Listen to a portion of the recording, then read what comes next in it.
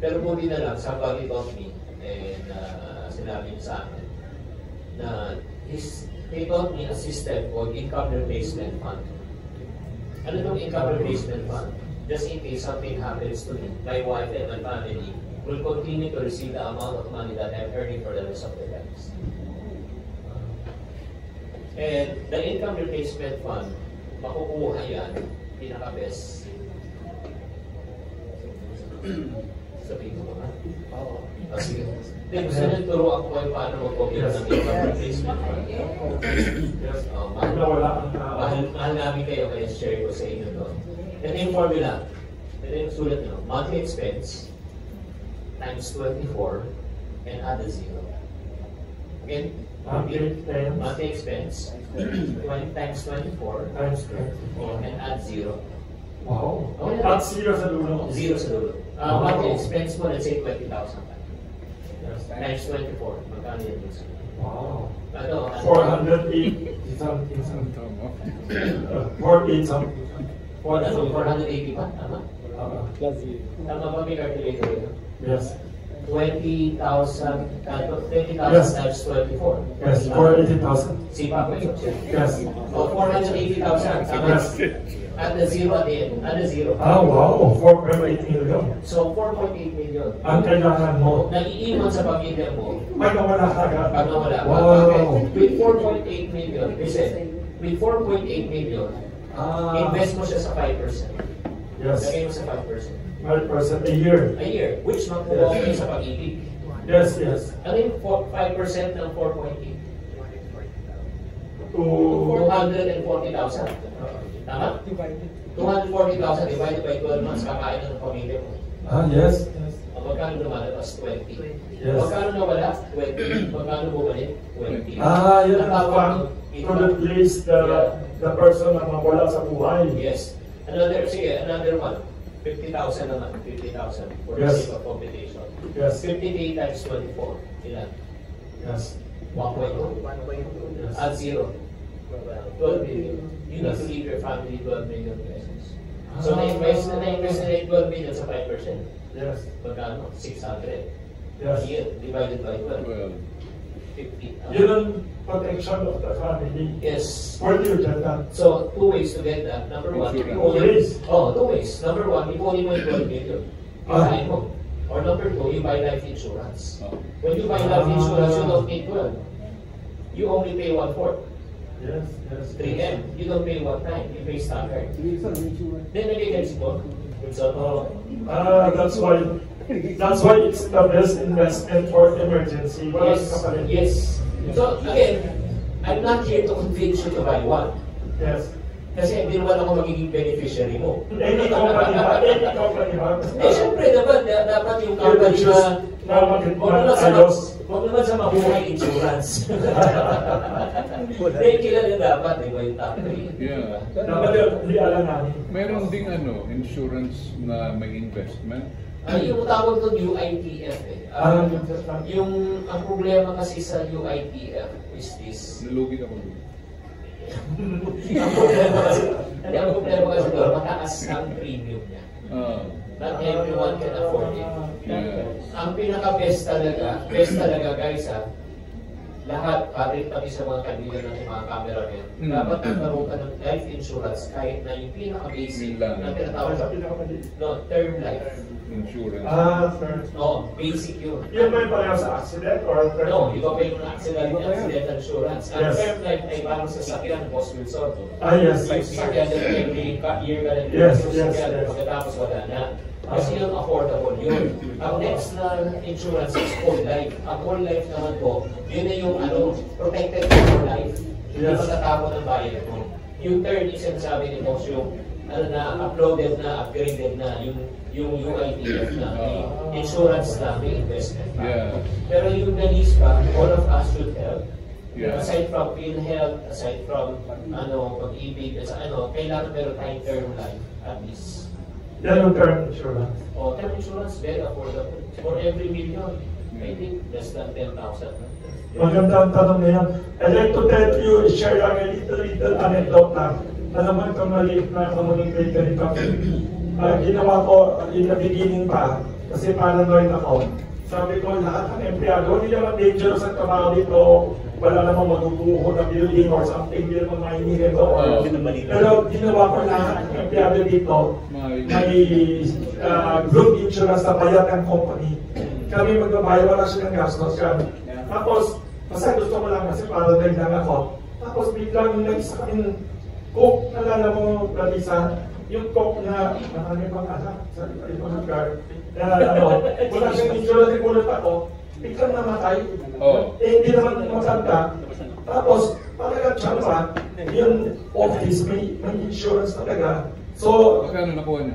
May binigay ako na hindi gastos pa ng kumpanya kasi kung hindi nag-iisip, siyempre hihingi ng tulong, ganyan. Kami nang inayos namin galing sa ano, di ba? May nakuha. May nakuha. Ang hindi naman ako 100 per person, 100,000 per person. Yun, ano yan, parang pinaka-basic, mas basic pa yun sa term eh. Mas simple pa yun sa term. Na every year binabayar, pagtapos ng 1 year, wala na yun. Parang lang, parang lang ako, just in case. Kasi, napalay mo, accident yan. Whatever reason, pupuntahin sa akin, sasabihin ng misis, Sir, hindi naman ng hula yan. Malaking tulong na ako. Naisip ko lang bigla. Okay, magaling nga magsulat. Impresaryo ng beauty pageant. Wow. Ang message mo sa lahat ng Father and Father's Day. Yes. Father's Day message. Very good. Yeah. Father's Day na tomorrow. Okay, para sa mga, hindi, di ba tapos sige, pero pwede ko humama. Para sa mga ahanat-tahanan, paalala lang na hindi ka, you are not a failure as a father just because you cannot provide what your family wants. Kung hindi mo kaya na ibigay yung bagong iPhone, hindi mo kaya ibigay yung tablet, hindi mo kaya ibigay, hindi ka isang bilong ama. Ang mahalaga, you provide for your needs of your families.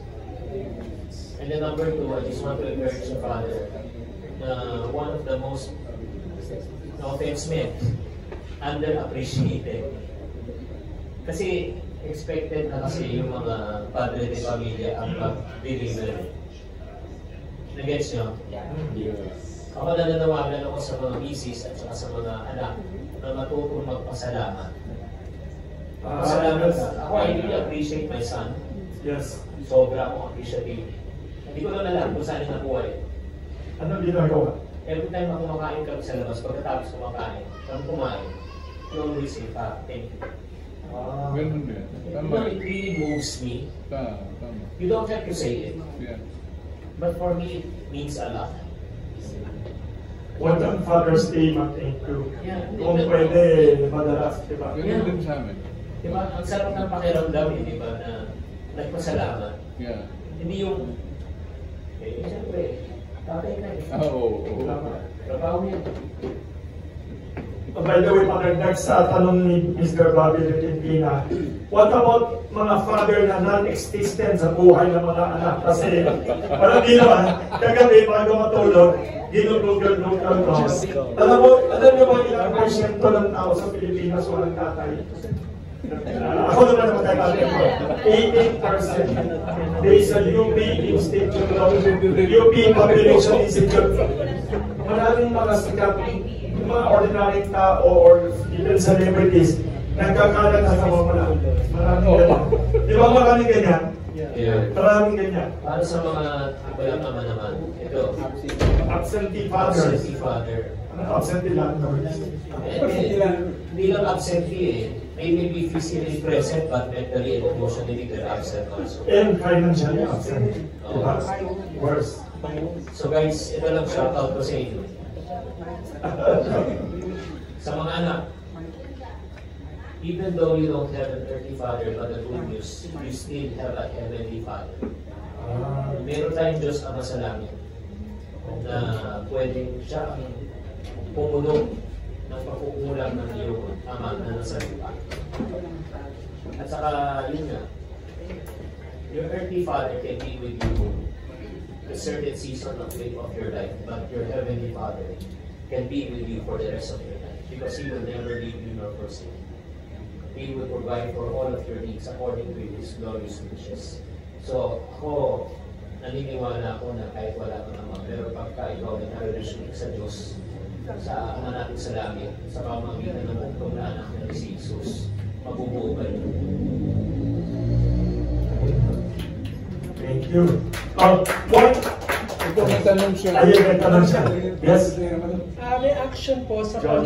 Reaction sa paniniwala ng madaming millennials and Gen Z na mas mahalagang mag-invest sa experience, sa enjoy life. sa saving, kesa mag-save. Kasi hindi mo madadala ang pera. Nandito yan. Nandito yung tanong, how do you balance enjoying life now versus saving for the future? Pareho sa tanong ni Jojo, from one journalist watching by a Facebook Live. Grabe. Sabi niya, Lolo. Parang masterclass na ito pinag-uusapan natin.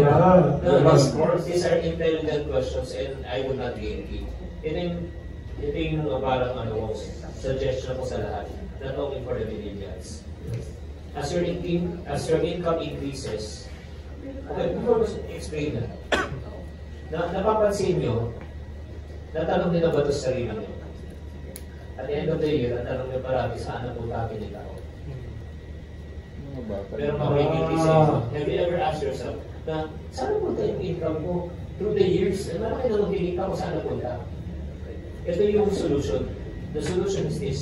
As your income increases, you don't increase your standard of living and spending, but you must first increase your standard of saving and investing.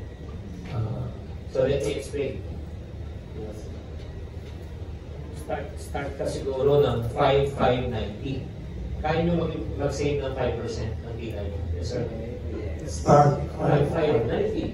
5% for investing. Yes or no? 90% for spending. O 20,000 ka, di ba? 20,000, 90%, 18,000 spend mo. 5%, 1,000, 1,000 save and invest. Kaya, yes or no? Yes. So pag tumaas ang income mo, huwag mo na gawing 5,590. Gawin mo na siya 5,10, 85. Pag tumaas 10, 10, 80. Pag tumaas 10, 20, 70. Pag tumaas 20, 20, 60. Pag tumaas 20, 30, 50. Tama?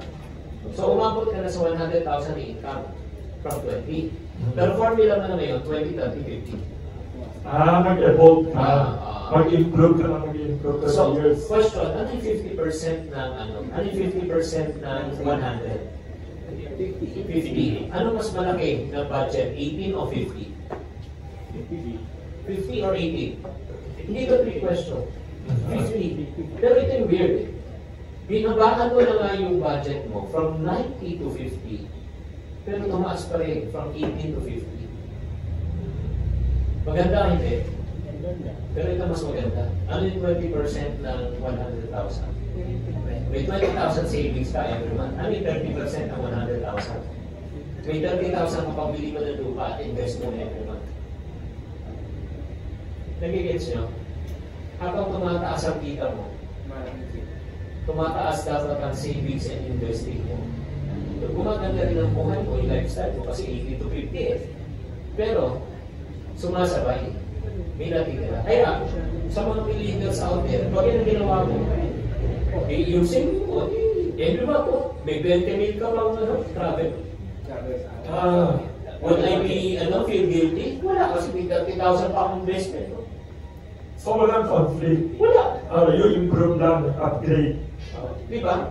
Hindi bisan pahirapan mo. Kasi, balansin natin eh. Di ba, angin mo nga naman talaga. 60 ka na, tsaka ka pagka-travel, uugod-ugod ka na. Di ba? So you can enjoy both by using this formula. Does it make sense?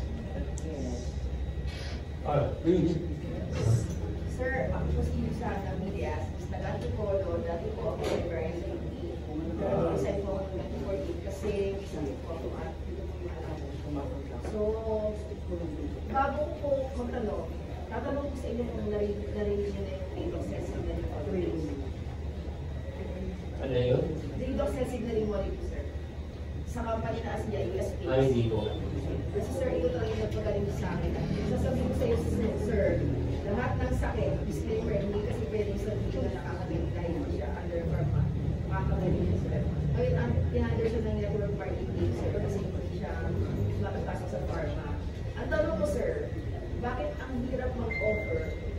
under the company, gamit na napakaganda ng product at nag-iisa to sir. Nahihirapan ako sir, i-offer siya.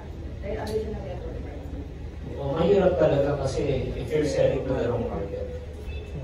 In sales, in my 48 years of selling, ito yung parang dalawang qualification na kung gusto na makabenta. Number one, yung customer mo must be willing. Everybody say willing. And second, able. Like for example, bebenta nyo ng bahay. Sino sa inyo gusto magkaroon sa sariling bahay? Yung bahay na binibenta ko 100 million. Able ka ba? Kahit na siguro 20 years tayo mag-usap, kung wala kang capability of you're the wrong market. Tama mali. Tama mali. Magkano produkto mo? Yung supplement ko sir, 4,100. 4,100. Bebenta mo isang tao, minimum wage. Kaya? Oh, so may kausapin mo yan. Gusto niya. Ayun mo sa ayaw niya. Hindi siya able. That's number one. Number two, kausap mo, mas malakas pa sa kabayo. Ito, magpapagaling sa'yo. Okay. So, pag-pray mo na may sakit. Hindi, nagigets mo. Pero pag ikaw, kausap mo, yung tao, may sakit. Tapos may kakayanan. Pasok yun. Bibigyan sa'yo. Diba? Pero pag hindi siya willing, nagigets nyo, katulad ninyo ngayon lahat kayo nandito. Ako nagpapasalamat ako through Wilson and all of you over here. Pero kung meron sa inyo mga nandito, ano kayo sabihin itong singkit na ito? Alam ko naman natin sabihin, wala na tayo pag-usapan dito. Diba? Nag-gets nyo? Ako nagpapasalamat ako kay Lord hanggang ngayon. Hanggang ngayon, wala pa akong masyadong. Ano niyo bakit? Kasi hindi ko pa tinatamaan ng 1 million net income per day. Hanggang hindi ko tinatamaan yan, wala pa ako lang. Magkakaalam na lang ako, pag ginawa ko ng 1M, may alam na ako. Kasi yung target ko personal ko yan Nagigets nyo? Until na hindi ko maabot doon, wala pa ako. Malayo ko. So, I appreciate your family member. Again, I'm not saying na I'm better than any one of you guys. Hindi naman ito pagalingan. Alam mo, at the end of the day, hindi ko alam mo sabi ni mama. Ganda na damit mo, ganda na sapatos mo, ganda na lahat. Ano naman ang bulsa mo? Mas maganda na, kahit lumagamit mo, ang mahalaga, may naman ang bulsa mo.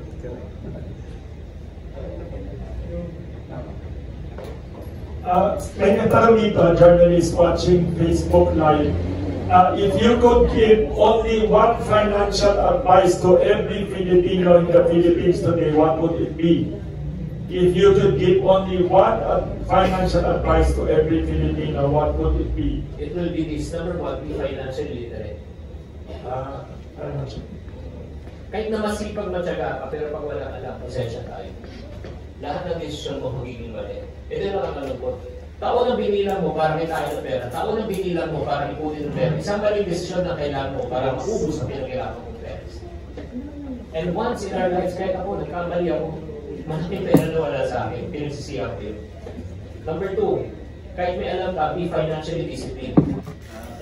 Kahit na may alam ka, pero pag kulang ka sa disiplina, ubos pa rin yun. Number three, be financially responsible.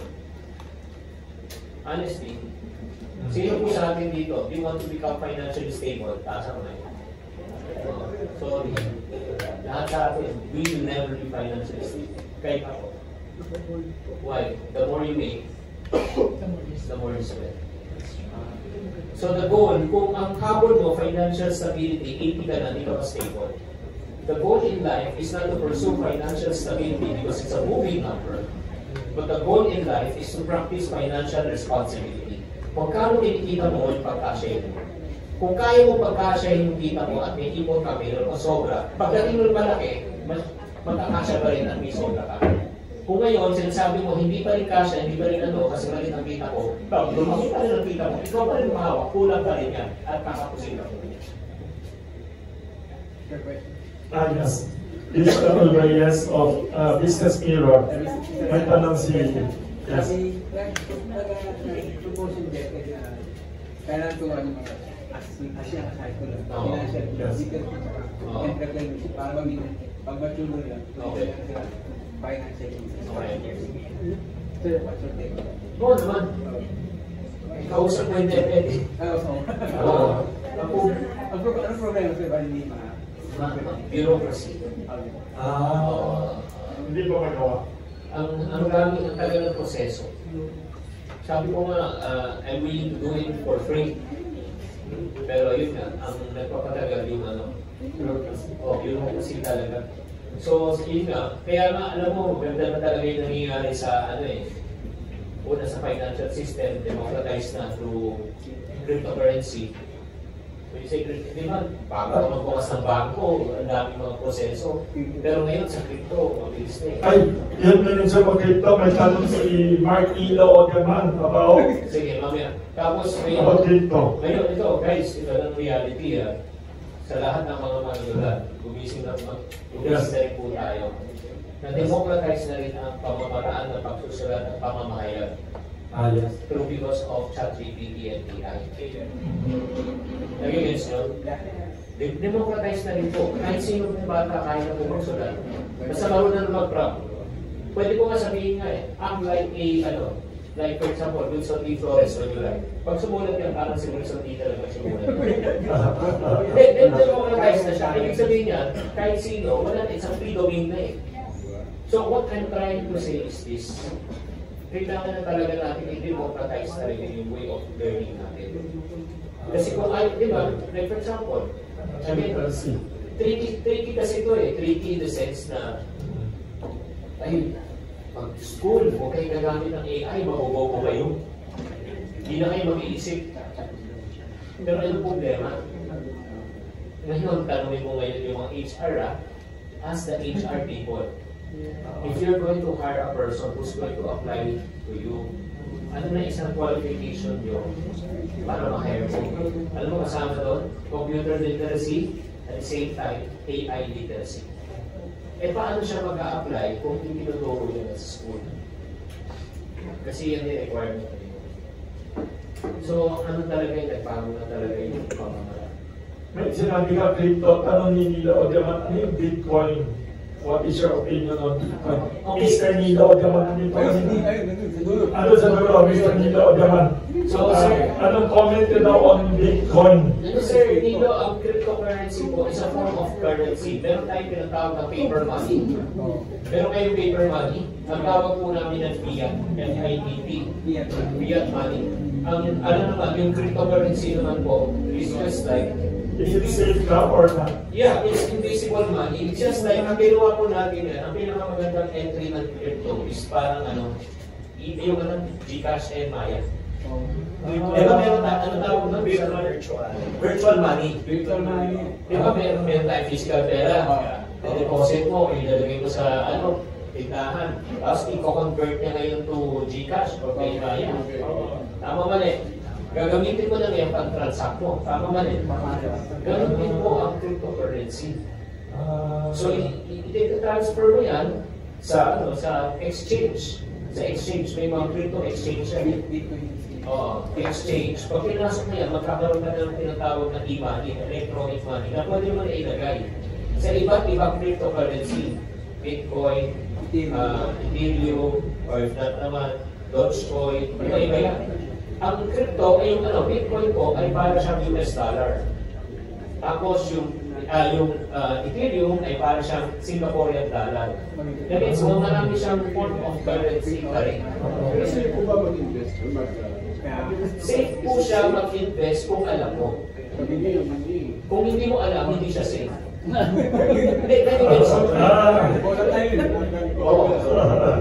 So kung alam mo siya, legitimate yung papasukan mo, alam mo yung safety, di ba? Kasi mag-iingat po kayo, grabe, namin mga scandal po talaga doon. Kaya nga, pakiusap ulit sa pag hindi mo naintindihan, huwag mong pasukan. Isa pa, dinagdagan ng pangalan, nanonood daw sa Facebook Live, sabi niya, "Hi sir, how can you consider memorial tax is it part of good investment daw?" Tinatanong. Sa pag dinag-text ang pangalan, nanonood daw sa Facebook Live. Memorial tax is it good investment daw? Ito na lang, sisimplihan na natin. What do you mean by investment? Investment is something that you purchase with an intent to profit or retail at a higher price. Di ba bumili ka? Yes. Bumili ka para pagtubuan, para kumita. Tama ka rin. Yes. Kunyari, binili mo ng 5,000 10 years ago. Ngayon po ay 20,000 na pwede mo ibenta. Investment o hindi? Investment. Okay ka. Tapos makita na. Tanungin mo na lang sarili mo, magkano yung memorial lots dito na yung bibili mo? Tanungin mo, 10 years ago, kung magkano yung presyo. Kanya ang presyo dati, 5,000, ngayon 20,000. O, sabihin mo, tumaas, maganda. Tama mali. So in other 20 years from now, sa palagay mo, magkano na memorial lot na yun? Where can people buy your 18 books and what are your top 3 favorites sa 18 books, if you have any? Yeah. Saan lang pwede bumili ng books ninyo? People are asking. Sige, yung top 3 books na definitely that I can recommend is Diary of a Pulubi. Diary of a Pulubi, wow. 22 money mistakes of a, 22 money mistakes of common Filipinos. Wow. Number 2, Imo Diary, kailangan mag-ipon tayo. Yes. And then number 3, yung, may negosyo diary. May negosyo. Diary. Wow. And the good news is everyone who's here right now, Yes. all of you will receive one of my books. Oh! Pwede pa ako tanggap? Meron pa akong books na dala. Pwede pa ako tanggap? Pagkakita na tag-iisa lahat. Pwede pa ako tanggap namin no? Mamaya. Meron pa akong magandang balita. Oh, wow. Alam mo, malakas na talaga si Wilson eh. And FYI, ito lang naman. Yes. Again, first of all, nagpapasalamat talaga ako. Did you learn something from this session? Yes. Ang galing mo. Hindi, ano naman. Pero ako, I want to, Yes. give more than what I commit and promise. Guys, ask this question. Given an opportunity, nabigyan ko ng opportunity magkaroon tayo ng group coaching session. Na magpapagano kayo sa akin directly. Uy, galing. Do you want that to happen? Yes. Galing ha. So ito yung gagawin ko. FYI, I normally charge 5,000 pesos per person. Oh, wow. But for you, all of you today, you're going to get that access for free. Yes. So on top of the books, wala lang si Wilson. Si Wilson wala. May hindi na ito. For all of you, you will get a special access, a special card from me, which I actually market at 5K. So huwag niyo mawalain yun, kasi may QR code yan, may free web, may code yan, may QR code. So may free access na kayo doon, may free webinar pa kayo doon, tapos yung book. One book each per person and one, Seminar. access. Nakalak pa daw yung associate sa loob ng card. Pero may paraan. Hanap sila ng paraan. Thank you very much. Ang galing. Ano yung mga isa sa? Lalo may paraan tayo. Sino ang magaling mag-open? Ginagawa na po ng paraan. Ang ginagawa na. Sige, huwag mo na kayo balis. Pag mula malis, magkaroon tayo ng few questions. Very Okay. Picture, photo. may picture tayo plus as a conduct. May t-shirt pa. Kasi hindi lang dapat politiko ang